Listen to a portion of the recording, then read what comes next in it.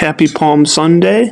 Welcome to Prayer and Practice. My name is Ian, and I have an important message for you about not missing what God is doing in your life. In our lives, we often have expectations for what we want life to look like, and in turn, we have expectations for what we expect God to do in order to make that happen. But what God has planned for us is rarely what we expect. When His plans look radically different from our expectations, we can get anxious or discouraged. If we hold on too tightly to our understanding and our vision of things, we can end up rejecting God's plan for our lives. Our expectations can become idols. This is what ended up happening 2,000 years ago, shortly after Jesus entered Jerusalem on what we now call Palm Sunday. When Jesus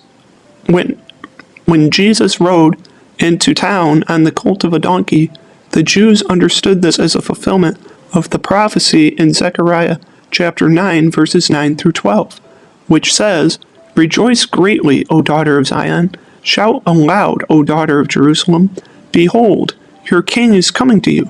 Righteous and having salvation is he, humble and mounted on a donkey, on the colt, on the foal of a donkey. I will cut off the chariot from Ephraim, and the war horse from Jerusalem, and the battle bow shall be cut off, and he shall speak peace to the nations. His rule shall be from sea to sea, and from the river to the ends of the earth. As for you also, because of the blood of my covenant with you, I will set your prisoners free from the waterless pit. Return to your strongholds, O prisoner of hope.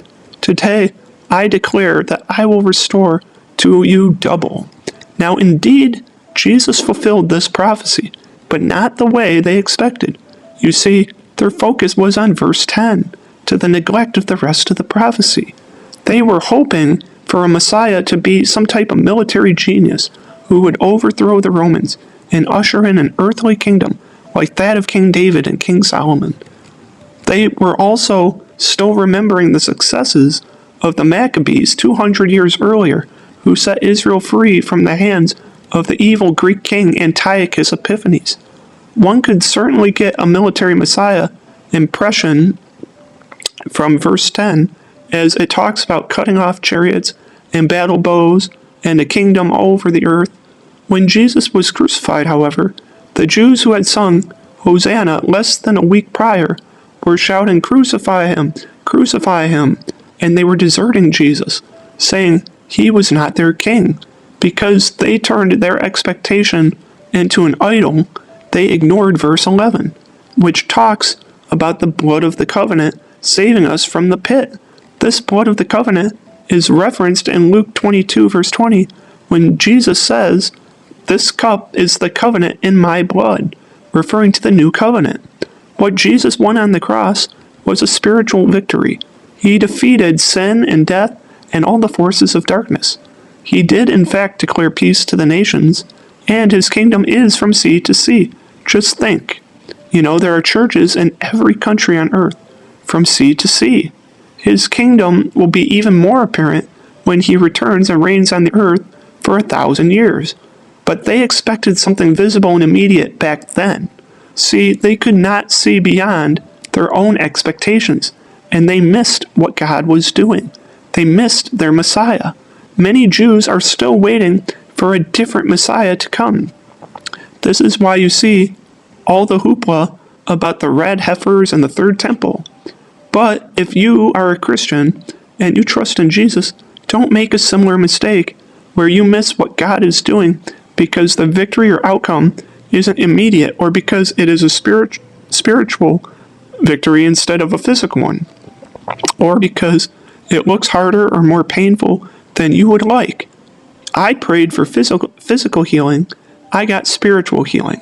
I could have been disappointed I still use a wheelchair, or I could praise God that He has set me free from sin, unforgiveness, and bitterness, and is using me to reach people for His kingdom all over the world, regardless of my physical condition.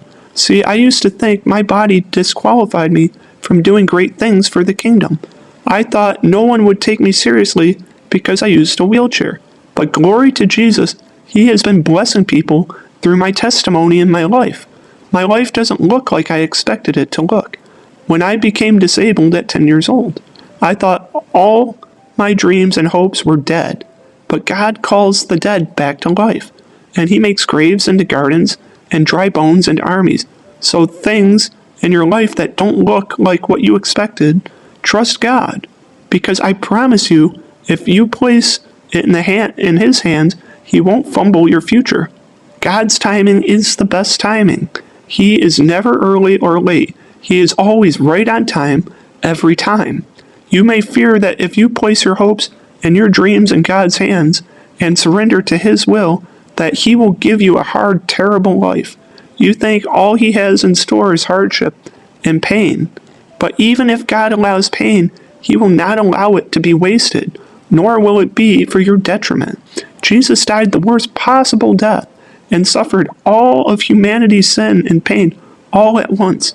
But it did not end there. He was raised to life 3 days later and obtained the victory of victories. Not even death is beyond the redemption of God.